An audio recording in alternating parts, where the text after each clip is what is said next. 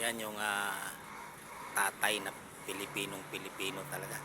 Kahit anong taas nung kanyang wini-welding, sipag lang para sa pamilya.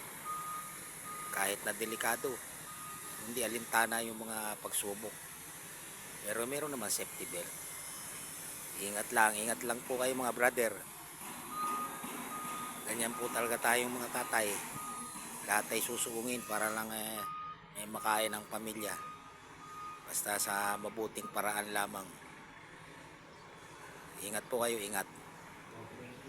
Yan ako, bilib ako sa mga tatay na kagaya ko talagang malaban ng patas, nagsisikap, lalo na mga nag-aaral na anak na maliliit para may makain araw-araw. Hindi alintana yung tinatawag na delikadong posisyon sa trabaho.